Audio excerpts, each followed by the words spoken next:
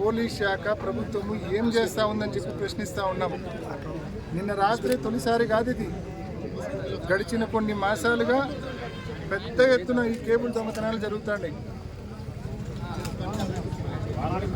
నిన్నొక్కరోజు 2 రోజుల క్రితము కోమనూతల గ్రామానికి సంబంధించిన ఒక రైతు పురుషోత్తం రెడ్డి భార్య ఈ అక్కకు సంబంధించిన పొలంలో దాదాపు 1000 మీటర్ల కేబుల్, అంటే దాదాపు మీటర్ 250 రూపాయలు అవుతా ఉంది కేబుల్ కొనాలంటే. అంటే 2.5 లక్షల రూపాయల కేబుల్ దోపిడీకి గురైంది, దొంగతనానికి గురైంది. మరి ఎవరు ఆ నష్టాన్ని పూడుస్తారు? మరి ఇవాళ రైతుల తరపున ఇక్కడ ఉన్న ఎస్హెచ్ఓ గారి దృష్టికి కూడా ఈ సమస్యను తీసుకెళ్ళడం జరిగింది.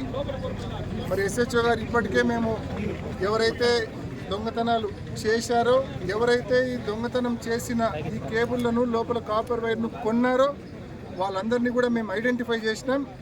తప్పకుండా ప్రతి రైతుకు కూడా, నష్టపోయిన ప్రతి రైతుకు కూడా రికవరీ చేయించే కార్యక్రమం చేస్తామని చెప్పి ఎస్హెచ్ఓ గారు మా అందరికి కూడా హామీ ఇవ్వడం జరిగింది.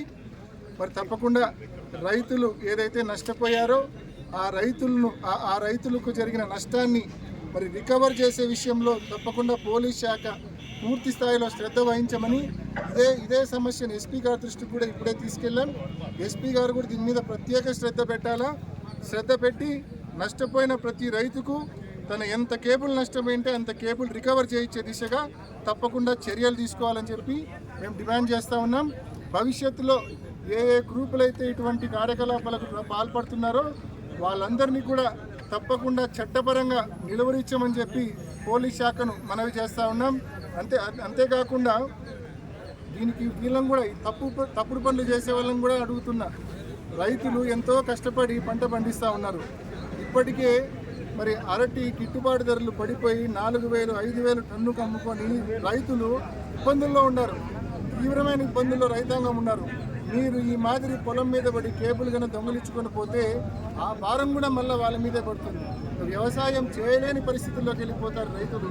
మరి తప్పుడు పనులు చేసే వాళ్ళని కూడా నేను మనవి చేస్తా ఉన్నా, ఇటువంటి తప్పుడు పనులు మానుకోండి, రైతులు కొట్టకండి అని చెప్పి వాళ్ళందరినీ కూడా మనవి చేస్తూ పోలీస్ శాఖ తప్పకుండా ఇటువంటి చర్యలు భవిష్యత్తులో జరగకుండా కఠినమైన చర్యలు ఇప్పుడు దొరికిన వాళ్ళని కానీ, ఈ స్క్రాప్ ఏదైతే కొన్న వాళ్ళని కానీ తప్పకుండా వాళ్ళ దగ్గర ప్రతి రైతుకు రికవర్ చేయించాలా. భవిష్యత్తులో వాళ్ళు ఈ తప్పులు చేయకుండా, రిపీట్ కాకుండా చూసుకునే బాధ్యతను ఖచ్చితంగా చూసుకోవాలని చెప్పి మరి ఇక్కడ ఎస్హెచ్ఓ గారిని అయితేనేమి, జిల్లా ఎస్పీ గారిని అయితేనేమి రైతులందరి తరఫున మనవి చేస్తూ ఉన్నాం.